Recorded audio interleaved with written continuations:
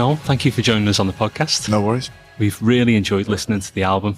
We've had it for the last couple of days. We think it's fantastic. Thank you very much. The last High Flying Birds record, there's quite a broad palette of sounds. Yeah. Feels like even more of a kind of wall of sound, if you like, Yeah. on this one. Well, David Holmes he makes film soundtracks, and his thing is all vibe and sounds. Obviously my thing is songs and choruses, and so it was a good partnership in the sense that he would sit for hours trying to get the guitar to sound like a synthesizer. And why, you may ask, does the guitar sound like a synthesizer? That's because the synthesizer sounds like a guitar, as Ringo Starr once said. So that was his thing. And I was as amazed by the sound of the record as it was taking place as anyone else. And the reason I think why it worked was he'd be suggesting things and I'd say, but you can't do that in a pop song. And he'd say, yeah, but you can. So do it. And it made me think about writing differently, and it was a good trip we went on. I learnt a lot about myself and about him, and I would hope he'd say the same. Mm-hmm. But I really enjoyed it. And it was actually, if we hadn't agreed to do the U2 tour and there was like a definite deadline, we'd probably still be making it because we were having such a good time doing it, you know. Well, Fort Knox really kind of really sets the tone, doesn't it, as an opener? It's almost like a kind of overture, we thought. Yeah. Kind of sets the mood. There's that kind of intoxicating, kind of dark energy to it. And there's some quite unpredictable notes melodically. Yeah. Well, I don't know whether you know the story, but on the day that Kanye released, or as the young kids say, dropped, Fade, we happened to be in the studio and I heard it and I was completely blown away by it. And I'm not a massive fan of Kanye, but I've got some of his stuff. And we were playing it in the studio. And I mean, in awe of this fucking track. And I was like, wow. And then I'd always liked that track of his, The Power. And if you listen to The Power and Fort Knox side by side, you'll get what I mean. And this is what was great about David. So we're listening to The Power on the big speakers. And he said, do a track like that. And I was like, what? And he said, we should do a track like that. And it stemmed from that conversation, and then trying to come up with something that was equally as good. Oh, I mean, obviously without the rapping. But that track had a lot of vocals on it, and it wasn't really working for me until I just started to drop bits out of it and left the space and just left the essential bit, the girls doing the chant, and then YC doing a thing, wailing, and then me doing the odd bit of singing here and there. And I got to say, it was a pretty special moment in the studio when we nailed it. And we were listening to it and we were both going, fucking hell, man, this is amazing. And David somehow had a moment of doubt and he said, won't be going on the album though, right? I was like, oh, it'll be going on the first fucking track. And as well, he added the sort of little thing that he added towards the end, which I was like, you know what, man, it's worth it for that, is when he just put this alarm clock on it. I'm going to ask about that, yeah. Why would you think of it? Why on earth would you think of it? And it's genius because it's almost like a fucking... Right, we'll wake up, you know what I mean? It's a real alarm clock as well. Right. I don't think it's from like a sound effects CD. I think it's like a proper alarm clock. And I was like, wow, that's fucking great. And it's the first time I've ever worked with a producer who would stay in the studio on his own and kind of, you come back the next day and you go, wow, that's fucking great. You know, and he'd have stayed up for 9 hours listening to it on headphones, stoned, just to get one tiny thing that sounded amazing. I've got no patience whatsoever. I want it done now. And I want to hear it now. And he's like, let me work on this for 3 days, and then it might work and it might not. And I'm like, but it's good though. Yeah, it sounds like he had quite a big impact on the sound of the record. Well, he's the biggest influence on it, you know. He's a proper producer. The producers I've always worked with have come in and said, right, how many songs have you got? And I've got fucking 206. And they go, well, this is easy. I just press play and record. We pick the best songs and that's it. Because all the hard work's done at home. David... it's like, that's no fun for me. I want to hear what you've got, you know, so that when it's starting, it doesn't sound like Oasis. And I'd start jamming out something, and he'd stop, nah, sounds like Oasis. And I'd be like, right, good though, right? Mm-hmm. He'd be saying, yeah, but you've done that before, so let's try something else. And then you go on for another couple of hours, and he'd say, nah, it's starting to sound like I'm Flying Birds now. And I'd go, equally, that's fantastic. Right? And then he'd say, yeah, but do something else, you know. And then it was only when I'd used up all the things that I'd learned on the guitar and just started to switch off and just kind of play, really. And he'd more often than not say to me, do me a favour, will you stop playing the fucking guitar? And I'm like, what do you mean? What would you do? Play the glockenspiel or something? He said, no, play the guitar, but stop playing it. Because no one's ever said that to me before. You know, I'd be playing it quite melodically, and he'd say, stop being so emotive and stop playing it. Just let yourself go. And it was like, in that sense, he's seen things in me that I didn't even know were there, you know what I mean? Because I've got so little patience for fannying around that it's easy for me to pick up a guitar and write a song, the chords, the melody, thing, and that's it. Wait, a song, woo! And he's like, no, let's take 1/8 of a second of that song and make that into the song. And he's just like, oh, fuck's sake. And there'd be days and I'd come home from the studio. I remember one day vividly, I walked in and my missus said, how was the studio today? I'm like, I have no idea. She said, well, what have you been doing? I'm like, I've been playing a synthesizer for 8 hours. She's like, but you can't play the synthesizer. And I was going, I know. And she's like, so what were you doing? I was like, I have no fucking idea. And then I go back in the next day and he would have found like a nanosecond of what I'd done fannying around with a synthesizer from the 70s that I couldn't play. And he'd say, see that? That's amazing. So you'd waste hours to get like maybe a minute's worth of thing, and then you go back to the beginning and start from there. And then it was like the challenge was to turn that into a song. It's like the Holy Mountain thing was the whistle riff. And that was it. And it went round for hours. A pair of us sitting in the studio looking at the speakers. And it's like, right, I got to make this into a song.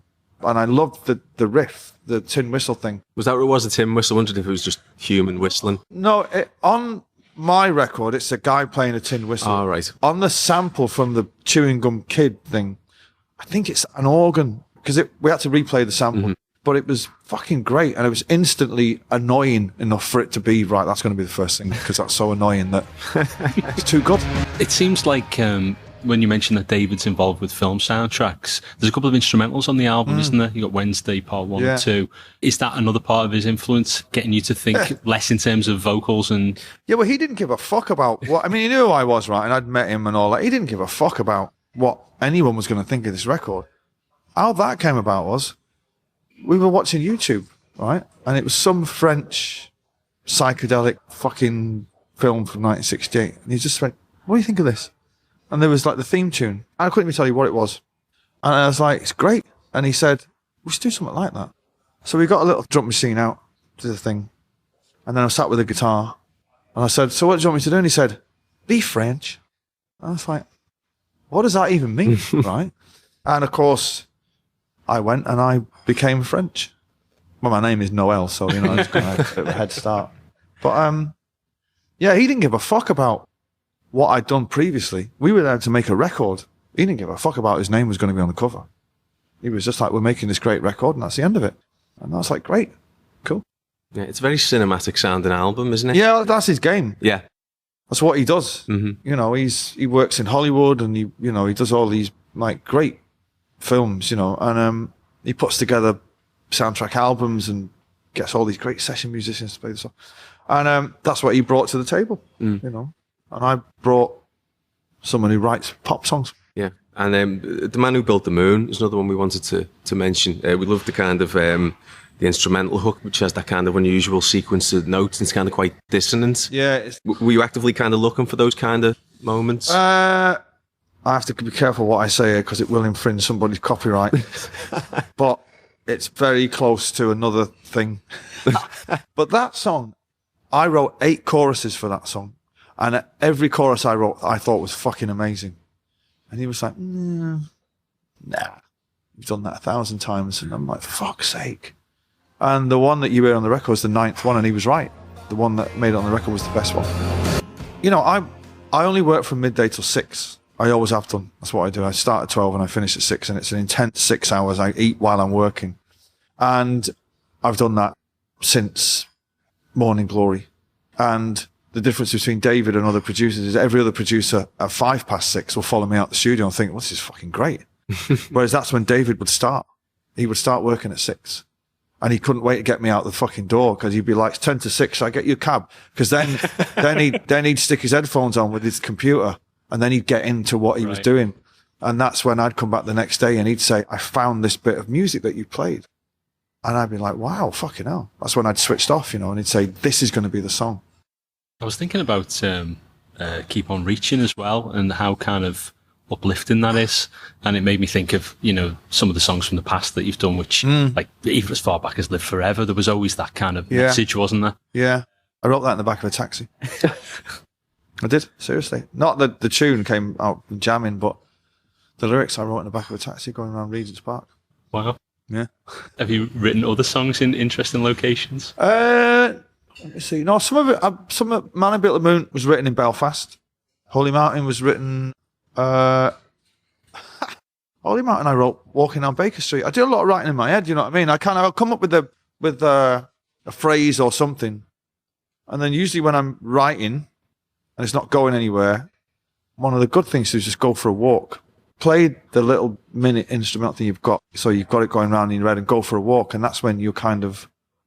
I've nearly run over a few times coming up with a chorus.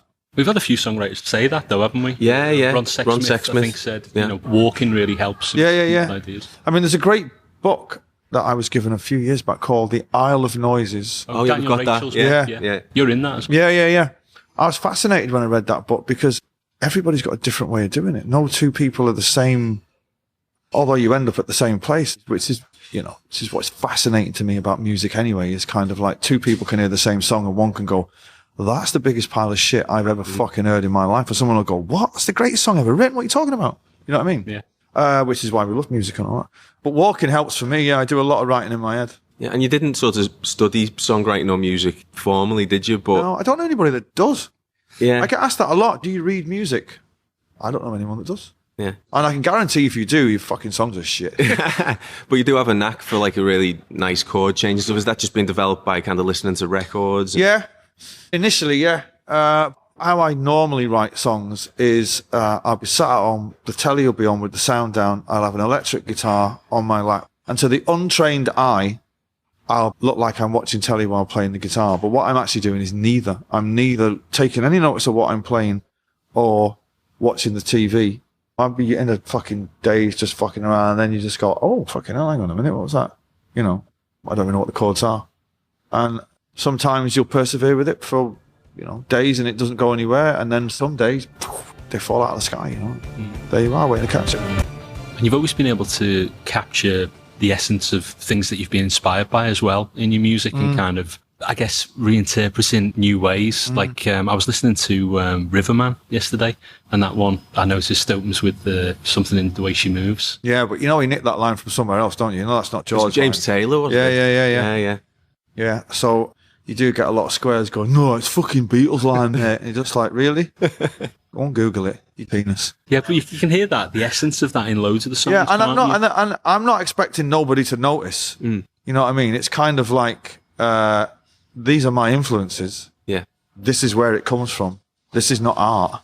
This is just a channeling something else. I was always from the school of music where if I write a song and I think it sounds like T-Rex, then I'd make it sound more like T-Rex. A lot of other songwriters try and make it sound like the opposite. I've never shied away from that. You know what I mean? Most people with a good record collection could do what I do. Well, it's kind of something like someone like Jeff Lynne does as well. Like a lot of the ELO stuff, you can pinpoint, oh, I see what he's done there. But it always sounds like ELO. Yeah, you're just like a fan making music from a fan's perspective. Yeah.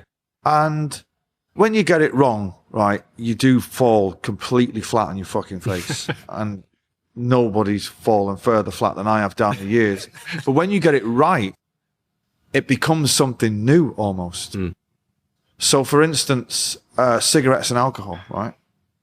That riff is clearly T-Rex, but I can assure you he got it from somewhere else. You know, it's a standard blues thing. But it became something new for a new generation. You know, there's only some fucking twat in the enemy said, oh, you know, it's T-Rex. And it's like, okay, well, when you get it right, it becomes something new. You know what I mean? When you get it wrong, it can be pastiche. You know, and I've done both. Live Forever was inspired by Shine a Light from the Stones. You know what I mean? And that became something new. So I don't shy away from that. I chase it, if anything. Right. You know, it's like when Weller did Start. Somebody said to him, isn't that the bass line from Taxman? And he was like, yes, it is. That's the point. You know what I mean? So, yeah. So that's my school of musical upbringing. Is there a particular guitar that you turn to that you've written a lot of hits on? I've got personally, but I've got two guitars which were given to me by Johnny Marr. He says borrowed. I say given. Okay. Permanent loan. Yeah. And one of them, he wrote Panic on, and I wrote Slide Away on it, on the same guitar. And for that reason alone, he's never getting it back. And I've got his Black Les Paul that he wrote The Queen Is Dead on, and I wrote, might have been Little by Little or something on it, you know what I mean? Mm. And I've got one acoustic, I've still got it, that, and one electric. I think they amount up to about 4 guitars that I did Morning Glory and definitely maybe on. Wow. But they're not the kind of things I turn to. What I find is I've got a lot of guitars which I've amassed down the years. I usually have 3 or 4 in the house, and when it's not happening, I send them back to the lockup and go and get another 3 or 4. And then more often than not, I'll pick a guitar out of a case and something will happen straight away. Straight away. Which is why I buy a lot of guitars. If I see a guitar in a shop and something about it catches my eye, and even though I've got 6 of the fucking things, I'll be drawn to it. More often than not, I'll get it home, I'll write something on it immediately. And I believe that. And I don't know why that is, but I think musical instruments, particularly guitars, might have soul, you know what I mean? Because if they're used with second hand, it's like they're from the 50s or something. Clearly somebody's been fucking, you know, they've got somebody else's soul on it. And will you ever sort of experiment with like different tunings or anything like that, or even like migrate to just another instrument, like piano? There's a track on the album called If Love Is the Law, which I wrote on a Mellotron. Right. It's just a riff that I had that David jumped on and went, that's going to be a song. I've never written anything on the bass. The only tuning that I go to, which I use quite a lot, is if I tune the B string down to an A, so it drones, and I wrote Lila like that and Go Let It Out. There's a couple on this album, I can't think what they are. But that's the only kind of trick that I use, really. I'm not really a guitar player's player. To me, it's the tool to write a song. You know, it might as well be a fucking shovel to me. You know what I mean? I love them to look at, and they're nice to play and all that, but they're only tools. If I was a guitarist, you know, the Guitar Hero, you have a different take on it. They're the ones who usually end up playing really naff guitars, you know what I mean, with fucking flamethrowers coming out the end of them and shit. To me, they're just tools, you know. But the big red 355 that I play a lot, that is a fucking serious instrument. And I've not written so much on that guitar, but live I've been playing it for 15 years now, and it's major fucking equipment. Do you usually have a pretty good sense of when you've got something special? Because you're thinking back to some of those sort of more epic ballads, like, you know, Champagne Supernova. Have you heard Dead in the Water? Yeah. Yes, the end of the album. So that's the last thing that I did that gave me the chills. And the story behind that particular thing is we were in the middle of the last tour, and we were in Ireland, and I was doing a radio session for RTE, and the performance of The Dying of the Light is on YouTube. And in between the takes, what you hear there is them fucking around trying to fix a microphone. And I'd written Dead in the Water about a week before at home. And the sound was so good in my headphones that when the guy's going, I'm saying, I did Die in the Light, can I do it again? And they're fucking around the microphone. It sounded so good. I just started to play that song. And I had no idea it was being recorded. I was just singing it for me. And my keyboard player sat opposite, and he's kind of looking at my thing, and he's working on the chords, and I'm willing him to stop playing because he doesn't know the fucking song. He's never heard it before. So I'm kind of singing it for me, and then it stops. He says, is that new? And I say, yeah, blah, blah. And then we go into do Die in the Light, and that's it. Pack up, we go on. Fast forward a couple of years, I'm in my office with a meeting, and they're saying, have we got any extra content for bonus material? I'm like, no. One of the guys in the studio chat at the beginning of that thing, he works in my office, and he pipes up from across the room, what about that thing you did in Dublin that afternoon? And I'm like, didn't know what he's going on about. And he said, that track, something about the water. And I went, Dead in the Water? I'm not re-recording that. For the next record, he said, no, they recorded it. And I said, fucking get out of it. And he went, yeah, they recorded it. So we got onto the studio in Dublin. Lo and behold, they'd recorded it. And it sounded like that. And I was like, fuck off, man. And it's pure live. And it's a real magic moment where I'm singing it for me and me alone. You know what I mean? And I think it's so special. And I'm going to try and never to re-record that song for that fucking moment of it. Because it starts off slow and then it gradually kind of picks up pace. It's fucking beautiful. Do you find sort of like a lot of songwriters do that, the best songs tend to come pretty quickly? I think like Dying of the Light and that, they all arrive fully formed might take you a couple of hours to write it. But then I've had songs what I've chipped away at for a bit. As kind of a rule, the longer a song takes to write, the more thought out it's going to be, the less pure it's going to be. But there's exceptions to the rule, like Rock and Roll Star. It's took me fucking ages to write that song, and that is incredible. And, Slide Away arrived just like that, and they're equally as good. So there are times when you persevere with a song and it will have an instant feeling. So there's no hard and fast rules to any of this shit, which makes it all fascinating to a songwriter. And in terms of capturing your ideas, is it just a case of, if it's good, I'll remember it? I don't have a Portastudio. I've never been able to master the 4-track. I do it once, on average, I do it once every 5 years where I'll go and buy the new 4-track. And then it always falls down at the manual. I get it out, I set it up, I switch it on, the lights come on. I'm like, right, this is it, man. I'm going to fucking record now. And then I get the manual out and just, there's like words with too many D's in. They look like somewhat of Countdown. You're just like, what does that even mean? But luckily for me, I've got a pretty good memory for remembering stuff. Do you know what I mean? And I think it was Don't Look Back in Anger. I think that was one that was written pretty quickly. Yeah. One night in Paris, rainy night, after being out, funnily enough, I'd been out at a strip club and kind of wrote it drunk, got up the next day and the words were lying there on a fucking thing and the guitar was on the floor in a hotel room. And I played it back. My initial reaction to it was, that'll sound pretty good if we do it for the next record. And lo and behold, it's become as big as the band. You know what I mean? It's kind of like as big as Oasis, maybe even bigger. But that's another fascinating thing. It's like I get asked about that song a lot, particularly around the world. Did you know? And it's like, well, if you'd have even had a fucking nano thought of what that song has become, you'd never finish it. Because how could what you'd written live up to what it's become? The reason it's become what it has, because it's pure expression. It wasn't thought out. It was something that was going on in the air that night. Maybe Sally was one of the strippers. I don't know. And it started off as a song. This song is about a woman of a certain age whose life has passed her by, but she's raising a glass thinking, you know what? Fuck it. I don't care. I've got no regrets. And then it's morphed into this anthem of defiance of like, we will not be fucking cowed. You know what I mean? And it's a fucking wonderful fucking thing.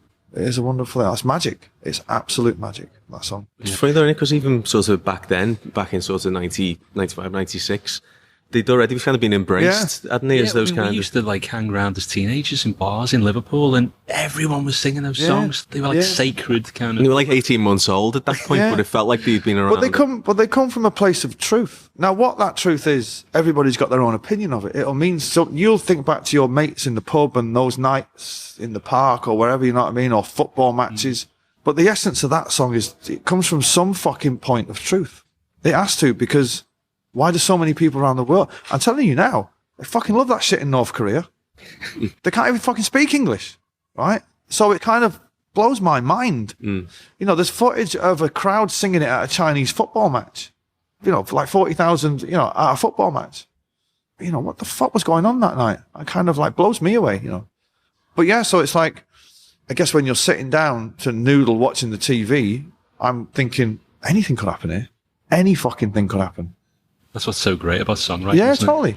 Almost anything could happen here. I think me, as a songwriter, the greatest gift is not coming up with the chords or the melody or the words. It's recognizing there's something happening, and to be switched on. Keith Richards talks about the songs are all in the air and blah, blah, and all that. I liken it to fishing, right? And if you're not at the river, you're not catching out, you know what I mean? And I go there every fucking day of my life. If I've got an hour to spare, before I came here today, I'll sit and I'll play the guitar for an hour, watching Match of the Day 2 with the sound down. Not really thinking about it. Nothing happened today, but don't stop me going back there tomorrow. And then this week might get something, and that's it. And do you think of those songs as kind of fully formed and you're just channeling them, or do you see yourself as the person who makes that happen? Well, I don't know. I had this moment on the last tour where I was playing the Hydro in Scotland and I was on stage playing Champagne Supernova. And I got asked about that song, particularly the line about the cannonball. Right? What does it mean? I'm like, I don't fucking know what it means. I don't know. I only wrote it. You know what I mean? Don't ask me what it means.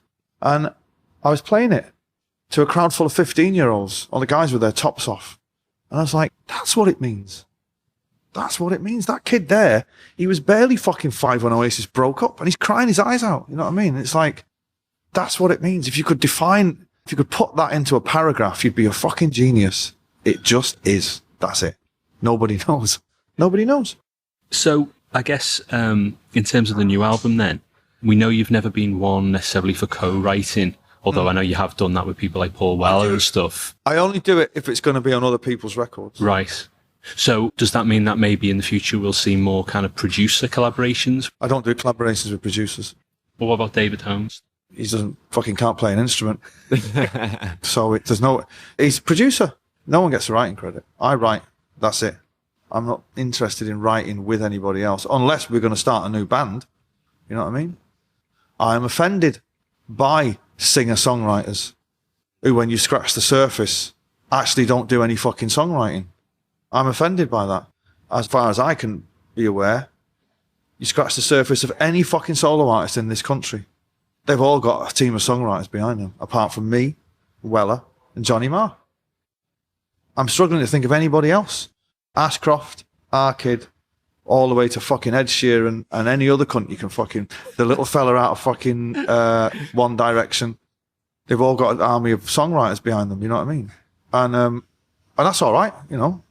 Everyone's got to make a living and all that. You prefer to be the lone wolf? No, it's good because it fuels my arrogance, which is good for me. We wouldn't have it any other way. No, but I think it's important that as a solo artist, it's coming from you. Or else, what is it? What is it? It's someone else's melodies and someone else's words. If you're just doing that, crack on, make a living, right? Don't have a fucking big mouth about it, you know what I mean? You know, and even like that tune, Dead in the Water, people build careers on that shit. I'll just give that away. You can have it. I'm that fucking good. Thanks so much for doing this, No worries, and man. congrats on the album. Thank you very much. Cheers, Noel. Nice one. So what